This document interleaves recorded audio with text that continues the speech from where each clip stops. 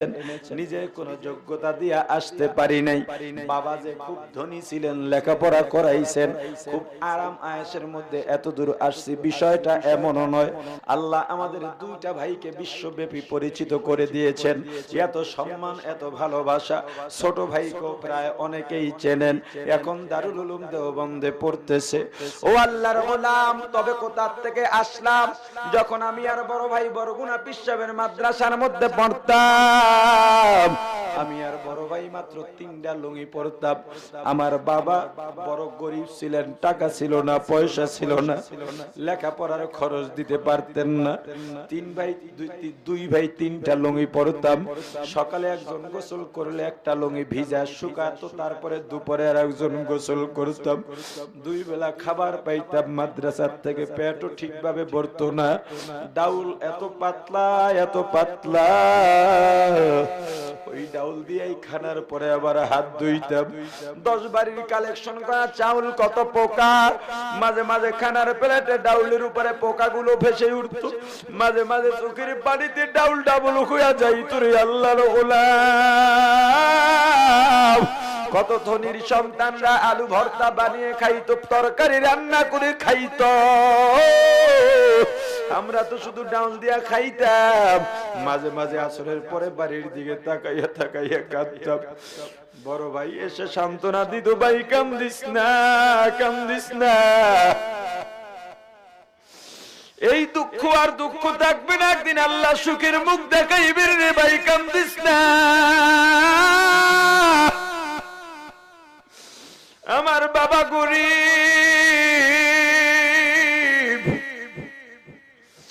আমার বাবাকে যদি আল্লাহ সম্পদ দিতেন, আমরা তো কষ্ট করতাম না।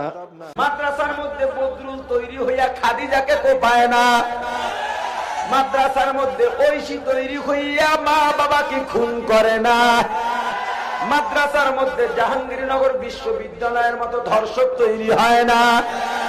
ও মুসলমান ইমানদার আল্লাহর গোলাম, মাদ্রাসার মধ্যে লেখাপড়া করে বিশ্বজিৎকে রাস্তার মধ্যে কোপায় না, মাদ্রাসার ছাত্র শিক্ষক টেন্ডারবাজির মধ্যে নাই, মাদ্রাসার ছাত্র শিক্ষক মারামারির মধ্যে নাই, মাদ্রাসার ছাত্র শিক্ষক গুলি করা তো দূরের কথা, আজ পর্যন্ত পিস্তল চোখেই দেখে নাই।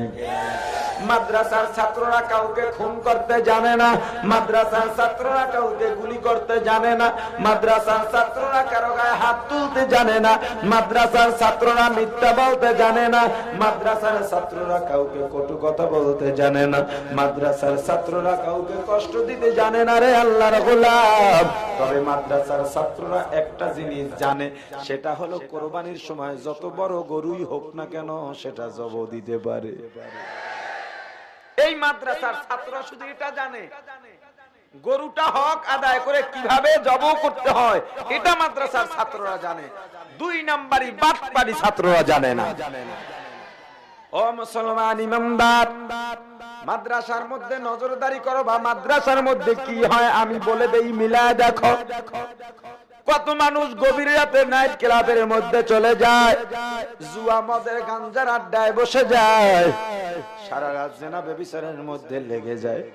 আর মাদ্রাসার 5, 6, 7 বছরের ছোট্ট এক বালক, যেই সন্তানকে মা খাওয়াইয়া দেওয়ার কথা, যেই সন্তানকে মা ঘুম পড়াইয়া দেওয়ার কথা, যেই সন্তানের বিছানাটা মা বিছায়া দেওয়ার কথা, যেই সন্তানকে মা গোসল করাইয়া দেওয়ার কথা রে আল্লাহর গোলাম, ওই সন্তানটা মাদ্রাসায় নিজের খাবারটা নিজে খায়, নিজের বিছানাটা নিজে বিছায়, নিজের কাপড়টা নিজে ধোয়। এরপরে রাত্র যখন গভীর হয়ে যায়, তুমি তো গুনার মধ্যে লিপ্ত হয়ে গেছো, তুমি তো নাইট ক্লাবের মধ্যে নাচানাচি করো আল্লাহর গোলাম। মাদ্রাসার ছাত্র মা নাই, বাবা নাই, অথবা মা আছে বাবা আছে, বড় গরিব, বড় গরিব। রাত্র যখন গভীর হয়ে যায়, ঘুম থেকে জেগে ঠান্ডার মধ্যে সুন্দরভাবে ওযু করে, ওযুটা বানাইয়া যায় নামাজ বিছাইয়া, নামাজ পড়ে আল্লাহর দরবারে হাত তুলে দোয়া করে আর বলে, আল্লাহ আমার মা নাই, আমার বাবা নাই। হায় আল্লাহ, আমি এক এতিম সন্তান, আমি এক গরিব সন্তান। মাকে মা বলে ডাকতে পারি না, বাবাকে বাবা বলে ডাকতে পারি না।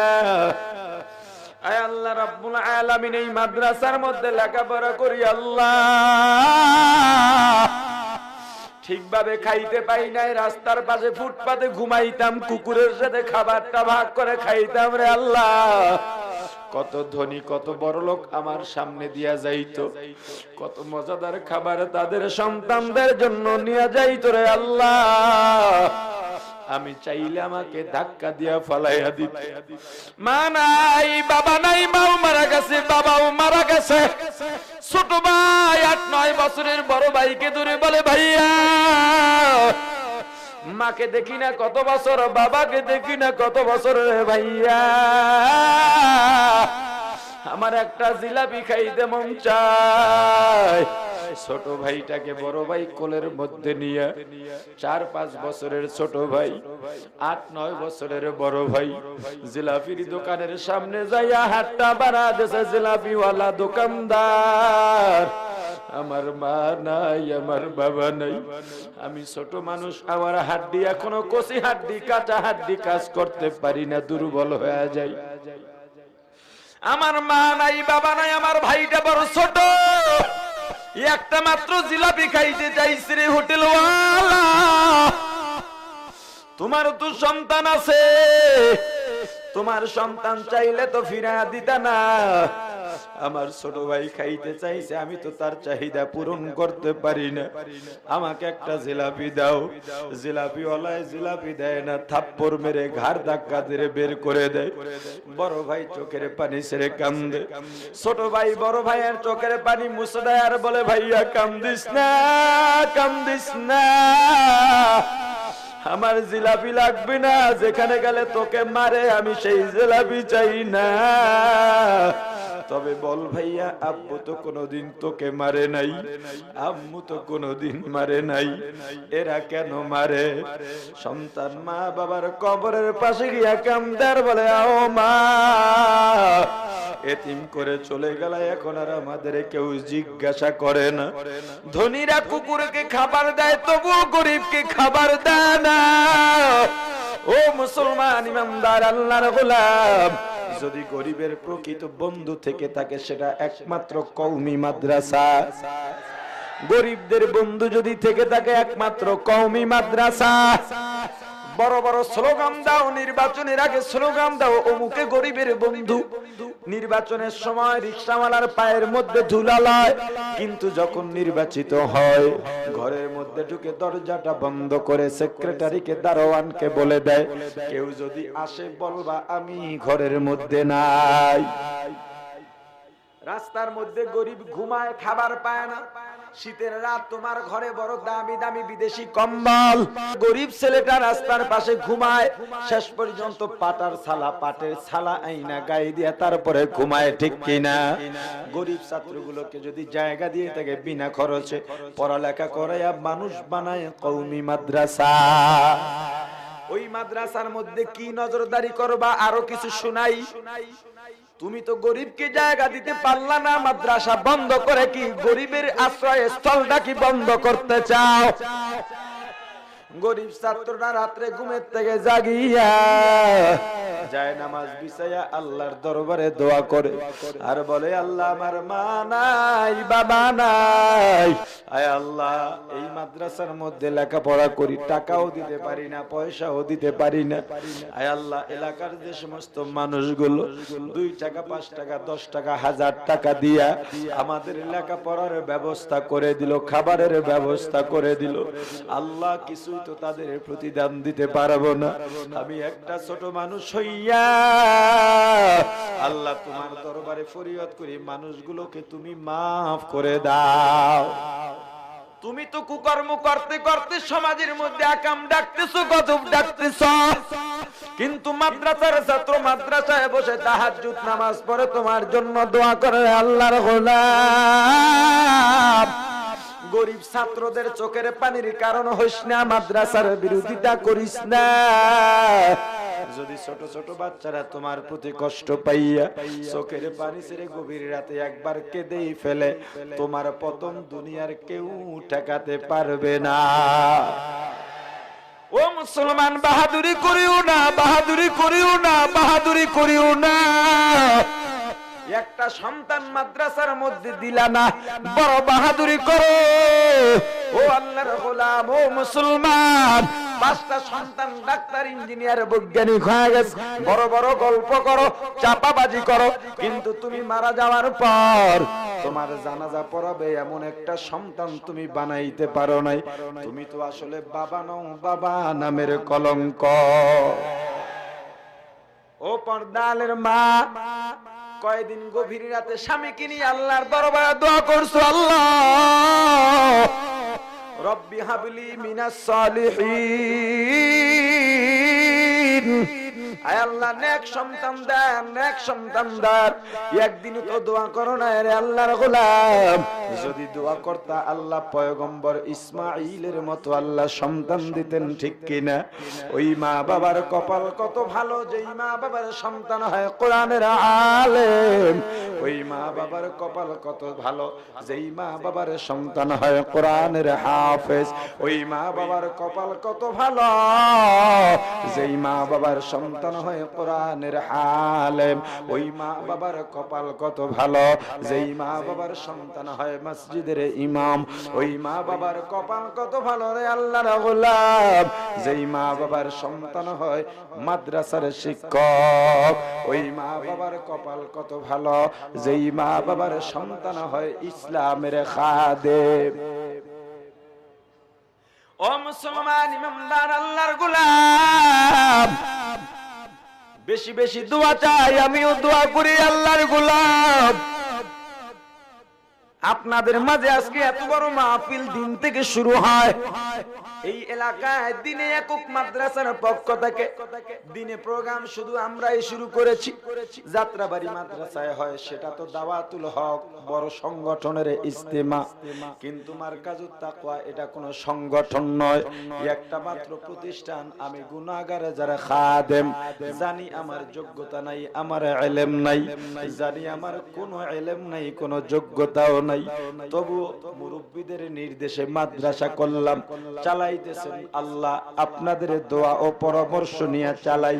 আজকের এই মাহফিল থেকে আপনাদের কাছে দোয়া চাই। আমি জানি এখানে যত মানুষ আছেন বেশিরভাগ মুসাফির, অনেক দূর থেকে আসছেন। কিছুক্ষণ আগে একজন গেছেন, হুজুর আমরা হাতিয়ার থেকে এসেছি, 4টিখানি কথা নয়, নদী পার হইয়া হাতিয়া দ্বীপ থেকে এখানে এসেছেন। ও আল্লাহর গোলাম, আপনাদেরকে কি দিব, দেওয়ার মতো তো আমার কাছে কিচ্ছু নাই। আমি আপনাদেরকে কিছু দিতে পারবো না, দোয়া করতে পারবো, জানি না আল্লাহ কবুল করবেন কিনা। আল্লাহর গোলাম, আপনাদের এত ভালোবাসা, এত ভালোবাসা, এর মূল্য দেওয়ার যোগ্যতা আমার নাই। আমি এত বড় গুনাহগার, এত বড় গুনাহগার, আল্লাহর কাছে বলতে লজ্জা পাই। এত গুনাহ কিভাবে আল্লাহর কাছে মাথা উঁচু করে দাঁড়াবো? আপনাদের ভালোবাসার প্রতিদান যেন আল্লাহ আপনাদেরকে দান করেন, বলেন আমিন। আর জোরে বলেন আমিন। ও আল্লাহর গোলাম, মাদ্রাসার মধ্যে যদি নজরদারি করতে চাও, আমিও পরামর্শ দেই, ভালোভাবে নজর লাগাও। মাদ্রাসার মধ্যে যদি নজরদারি বাড়াও, তাহলে আমার বিশ্বাস মাদ্রাসাওয়ালার সোহবতে তুমিও আল্লাহর ওলি হয়ে যাইতে পারবা। সোহবতে সালেহ তোরা সালেহ কুনাদ, সোহবতে তালেহ তোরা তালেহ কুনাদ। ও মুসলমান ইমানদার আল্লাহর গোলাম, আপনার সন্তানকে মাদ্রাসার মধ্যে পড়ানোর নিয়ত করতে পারেননি, কথা বলেন না কেন? ঠকবেন না, ঠকবেন না, ঠকবেন না। ও আল্লাহর গোলাম, বাড়াবাড়ি করি না, চাপাবাজিও করি না, মাস্তানিও করি না, বাহাদুরিও করি না, তাফালিও করি না। আজকে সারা দেশ নয়, দেশের বাহিরেও তো সফর করলাম। ও মুসলমান, এত সম্মান, এত সম্মান, এত সম্মান, যোগ্য যোগ্যতা দিয়া আসতে পারি নাই রে বাবা। পীর মাশায়েখ মুরব্বি ওস্তাদদের জোতা ঠিক করতে করতে আল্লাহ এত দূর এনেছেন, নিজে কোনো যোগ্যতা দিয়া আসতে পারি নাই। বাবা যে খুব ধনী ছিলেন, লেখাপড়া করাইছেন, খুব আরাম আয়েশের মধ্যে এত দূর আসছি, বিষয়টা এমনও নয়। আল্লাহ আমাদের দুইটা ভাইকে বিশ্বব্যাপী পরিচিত করে দিয়েছেন, এত সম্মান, এত ভালোবাসা। ছোট ভাইকেও প্রায় অনেকেই চেনেন, এখন দারুল উলুম দেওবন্দে পড়তেছে। ও আল্লাহর গোলাম, তবে কোথা থেকে আসলাম? যখন আমি আর বড় ভাই বরগুনা পীর সাহেবের মাদ্রাসার মধ্যে পড়তাম, আমি আর বড় ভাই মাত্র 3টা লুঙ্গি পরতাম। আমার বাবা বড় গরিব ছিলেন, টাকা ছিল না, পয়সা ছিল না, লেখাপড়ার খরচ দিতে পারতেন না। দুই ভাই 3টা লুঙ্গি পরতাম। সকালে একজন গোসল করলে একটা লুঙ্গি ভিজা শুকাতো, তারপরে দুপুরে আর একজন গোসল করতাম। 2 বেলা খাবার পাইতাম মাদ্রাসার থেকে, পেটও ঠিকভাবে ভরতো না। ডাউল এত পাতলা, এত পাতলা, ওই ডাউল দিয়েই খানার পরে আবার হাত ধুইতাম। 10 বাড়ির কালেকশন করা চাউল, কত পোকা। মাঝে মাঝে খানার প্লেটে ডাউলের উপরে পোকাগুলো ভেসে উঠতো, মাঝে মাঝে চোখের পানিতে ডাউল ডাবল হইয়া যাইতো রে আল্লাহর গোলাম। কত ধনীর সন্তানরা আলু ভর্তা বানিয়ে খাইতো, তরকারি রান্না করে খাইতো, আমরা তো শুধু ডাউল দিয়া খাইতাম। মাঝে মাঝে আসরের পরে বাড়ির দিকে তাকাইয়া তাকাইয়া কাঁদতাম। বড় ভাই এসে সান্ত্বনা দিত, ভাই কান্দিস না, কান্দিস না, এই দুঃখ আর দুঃখ থাকবে না, একদিন আল্লাহ সুখের মুখ দেখাইবেন রে ভাই, কান্দিস না। আমার বাবা গরিব, আমার বাবাকে যদি আল্লাহ সম্পদ দিতেন, আমরা তো কষ্ট করতাম না। 3-4 মাস পরে বাড়িতে যাইতাম ছুটিতে, কত আনন্দ, মাঝে মাঝে কান্নার আওয়াজ পাইতাম গভীর রাতে। ঘরের বেড়ার সাথে কানটা লাগায় শুনতাম, আম্মাও কান্দে, আব্বাও কান্দে। তাহাজ্জুদ নামাজ পড়ে আল্লাহর দরবারে কান্দে আর বলে, আল্লাহ